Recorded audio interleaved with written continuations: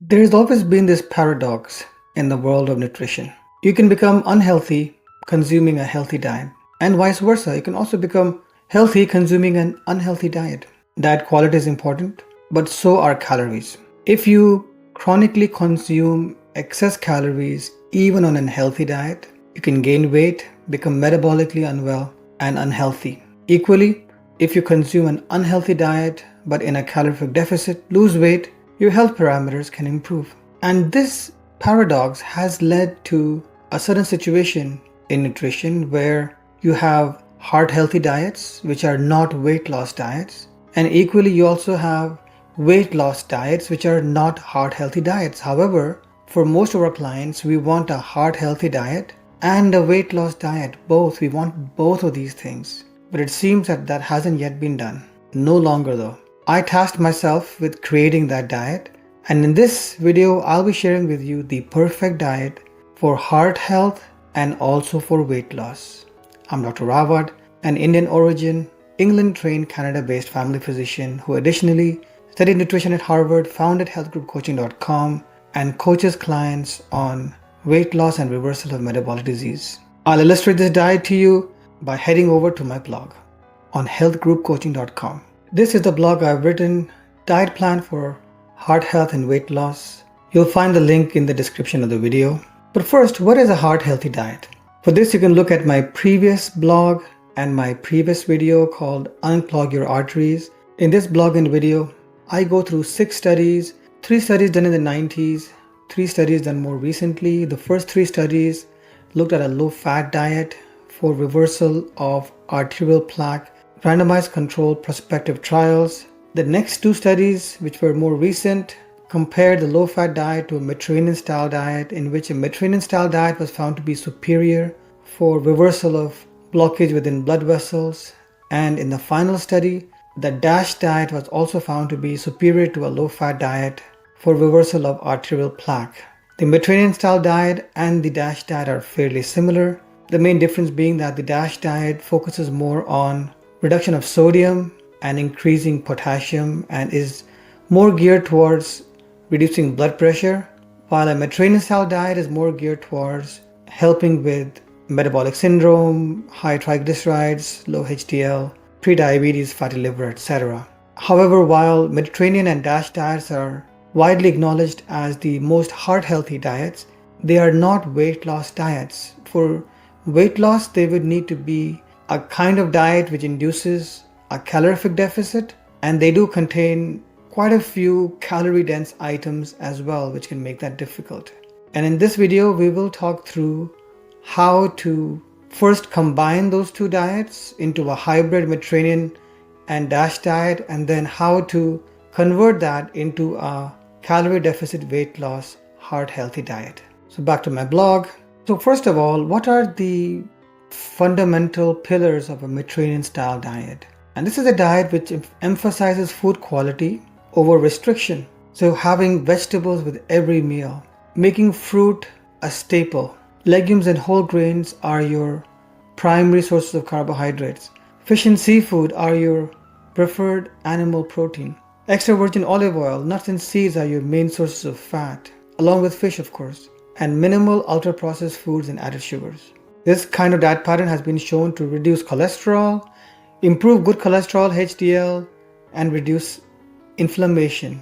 So while dietary fats are encouraged in a Mediterranean style diet, and in some cases can include up to 40% of your calorific intake, this really needs to be primarily healthy fats, omega-3 fats. The consumption of unhealthy saturated fats is discouraged. The DASH diet, in contrast, is a research-derived diet. While the Mediterranean-style diet is a traditional diet, the DASH diet was produced through research. It has been designed to reduce sodium intake, increase intake of potassium, magnesium, and calcium. And so the emphasis is on fruits, vegetables, whole grains, and lean proteins. So what kind of food should you be eating more of, which contain more potassium? Leafy greens like spinach, Swiss chard, tomatoes and tomato-based products, low sodium of course. Be careful of tomato ketchup unless it is explicitly low sodium. Avocados, beans and lentils, sweet potatoes, squash, bananas, oranges, and yogurt. Calcium-rich foods include low-fat Greek yogurt, low-fat milk, kefir, low-fat mozzarella cheese, sardines with bones, tofu, and leafy greens such as kale and bok choy. Magnesium-rich foods include nuts such as almonds, cashews, seeds such as pumpkin seeds, sunflower seeds, legumes such as black beans, chickpeas, lentils, whole grains such as oats, brown rice, barley, leafy greens, and avocado. So in summary, a DASH diet would include large volumes of fruits and vegetables, whole grains, lean protein sources like poultry, fish, and legumes, low fat and fat-free dairy, while you'll be limiting sodium-rich packaged meals, processed meats, sugary beverages, and sweets. But why choose between one of those two heart-healthy diets? Why not just create a hybrid diet? And that's what I've done here.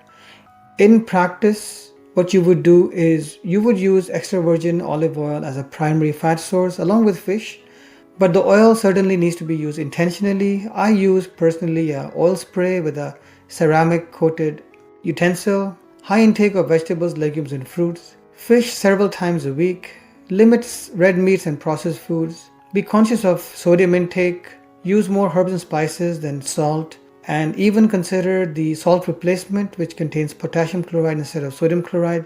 You can find a link for that on my blood pressure blog. But how would you convert this diet into a weight loss diet? And for that, we need to understand the common foods which can stall weight loss progress on this kind of a diet. And that would be primarily the high calorie density foods such as olive oil, nuts and seeds, full fat dairy, large amounts of whole grains, and frequent use of alcohol and dark chocolate. These are in fact healthy foods, but they are calorie dense. And so how would you modify this hybrid diet? Well, you would use healthy fats, avoiding unhealthy fats, but use a ceramic non-stick utensil and an oil spray to try to limit the quantity. Make sure protein is prioritized, but healthier protein sources, fish, legumes, boiled egg, lean poultry, along with resistance training and daily steps. Anchor each meal within vegetables. Prioritize whole grains for carbohydrates, but be mindful of portions. Don't fill half of your plate with whole grain brown rice, for example. It is healthy, but perhaps too much. Make space for the vegetables, the fish, the yogurt, the fruit. You need space for other things on that plate as well. And minimize liquid calories. Liquid calories can even be very healthy, such as a smoothie. But the major downside of liquid calories is that you get no satiety in return. So you do have to be careful about your portions. So on this kind of a diet, breakfast could be a high protein yogurt, 0% Greek yogurt, hopefully with berries and some chia seeds. Lunch could be large vegetable based salad with grilled fish, beans, and some small measure of olive oil. Dinner could be a lean protein source such as grilled chicken, roasted vegetables, and a small portion of whole grains. And this kind of diet would protect your heart, lower blood pressure, improve your triglycerides and LDL, improve your metabolic health, but also allow for sustainable weight loss. The kind of foods you should consume more of would be high protein foods like fish and seafood, legumes like lentils, chickpeas, beans, boiled eggs, 0% Greek yogurt, kefir, and lean poultry, grilled, not deep fried.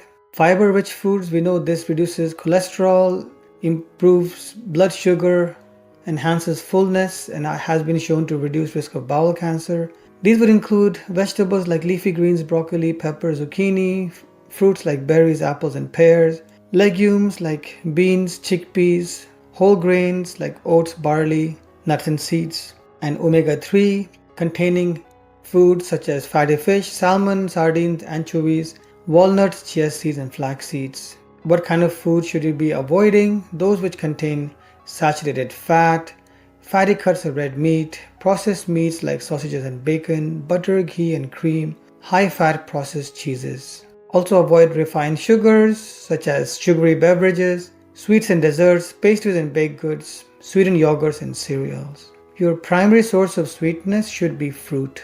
And the third kind of food to avoid would be ultra-processed foods, packaged snack foods, fast foods, ready-to-eat frozen meals, and highly refined white breads, white rice, and cereals. I hope you found this video useful. Do share it with anyone who would benefit from this information.